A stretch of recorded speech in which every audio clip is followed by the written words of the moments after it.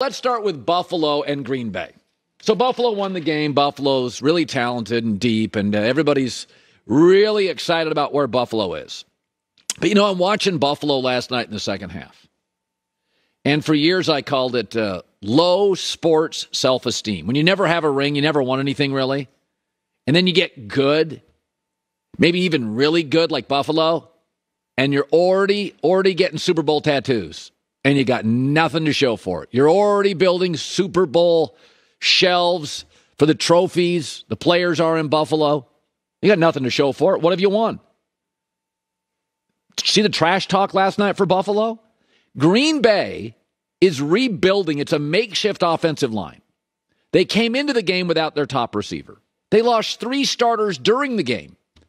And yet, when you look at the box score this morning, Green Bay had more first downs, was better on third down, had a longer time of possession, had fewer turnovers, more yards a rush, more total yards. Buffalo was rested. Buffalo was at home. Buffalo sat there and prepped for Green Bay. Green Bay is falling apart physically, barely has a functional passing game, and they outscored Buffalo the last 2.5 quarters. Yeah, Buffalo's better. They had a 24-7 lead. But what worries you about Buffalo is they let you back in. Remember, you thought you had Kansas City dead to rights, right? Buffalo last year beat Kansas City, feeling themselves, lost the next week. Buffalo last game beat Kansas City last night, second half, trash talking, feeling themselves, led 24-7. And then were outscored by a franchise in Green Bay missing multiple starters. I've never seen their offensive line this bad, yet it pushed Buffalo all over the field for the last 2 hours.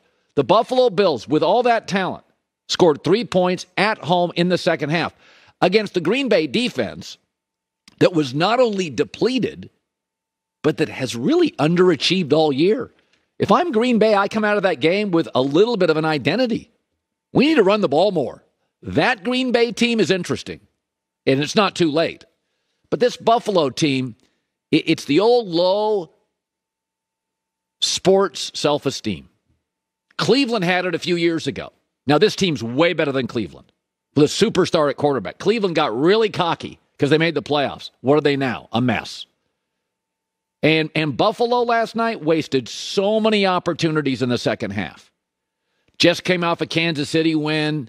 Fans are all jumping on tables and getting those Bills winning the Super Bowl tattoos. This team is sloppy. And unlike Philadelphia in the NFC, Philadelphia will take a lead on you, and then the Eagles will run it down your throat, push you around, eat the clock, and you wake up and you lost by 3 touchdowns. Buffalo's different. Buffalo gets a lead, and they bail on their run game. Is there any team in the league that's good and bails on a competent run game?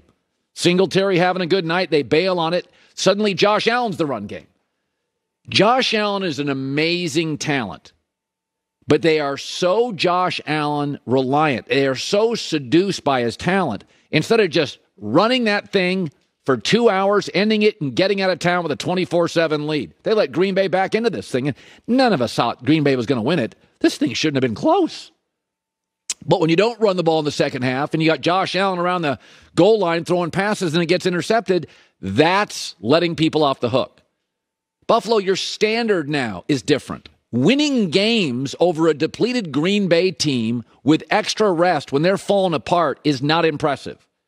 Sorry, that's the downside to success, which you've had very little of. That once you're really good, we tax the rich guy more, we judge the rich guy differently, right? We do the same with sports teams. Buffalo, you haven't won anything yet. And the standards and the stakes are now high.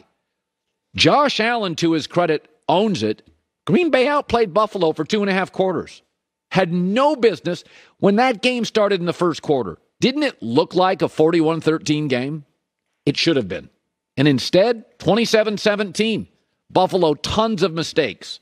Didn't put the foot down. Just like Kansas City last year. Thought they had it. It's not just about winning for Buffalo anymore. That's not it. It's winning close. Details matter. It's beating teams soundly when they're down.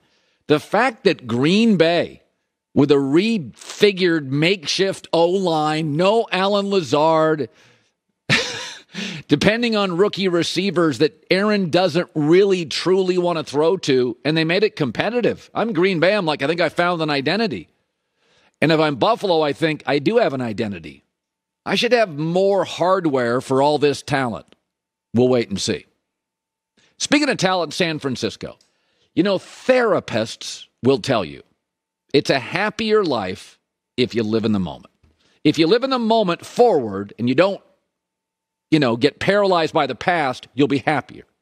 Live in the moment. There is no team in the NFL that may have issues down the line that are big, lack of first-round draft picks, don't know who their quarterback is. But San Francisco is happy now. They are living in the moment. And the moment is Christian McCaffrey. Last year, they really found themselves when they said, we're going all in on Debo. Now, Debo wasn't there yesterday. They have decided now, we're going all in on Christian McCaffrey. We're not going to worry about draft picks. Christian McCaffrey is the right piece at the right time for the right roster right now. It is a big swing. A lot of draft picks will be realized by Carolina, and I don't think they care. Because deep down, when I watch San Francisco play, the Rams won the Super Bowl, and they've got talent. They were completely physically outclassed by San Francisco. The Rams have some star players. The Niners have a star in every unit. Secondary, linebacker, defensive line, offensive line, tight end, wide receivers, running back, and Jimmy Garoppolo. He's won 72% of his game, and he owns the Super Bowl champion LA Rams. Yesterday, he was virtually flawless. He's not Mahomes. He's not Josh Allen. But I'll say this. If you look at the numbers, when Jimmy Garoppolo plays clean, and yesterday he was nearly perfect, I don't think anybody in the league can beat this team, including Buffalo. I think the roster is just adding pieces. People are getting healthier. They've got stars in every unit. And unlike the Bills, they've been in a Super Bowl.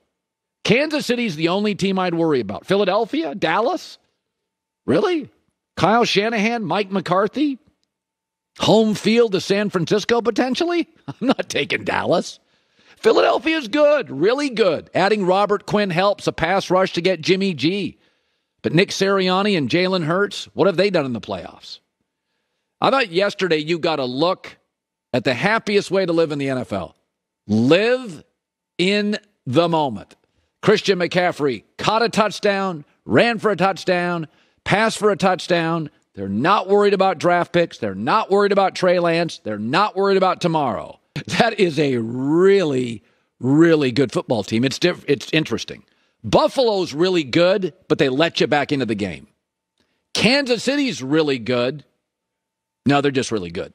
And San Francisco's really good, but can Jimmy play clean and can they be healthy? And Philadelphia is really good, but untested. Only thing I would worry about if I was San Francisco that I look at and I think, I don't know if we can match them, is Kansas City. Everything else, I take the Niners. And by the way, if you were at SoFi Stadium yesterday, it appeared to be a home Niners game. It was the San Francisco 49ers. They've been great since John Brody. So they have a massive fan base. They won with Brody, and they won with Steve Young, and they won with Joe Montana. They won a lot of games with Kaepernick. They're winning a lot of games now with Jimmy Garoppolo. The fan base out west for the San Francisco 49ers, if you didn't know how substantial it was, you should have been at SoFi yesterday. Hi, everybody. Thanks for watching. Subscribe here to get the latest from the show. Also, be sure to check out more of the best clips from The Herd or go watch a few segments from other shows on FS1.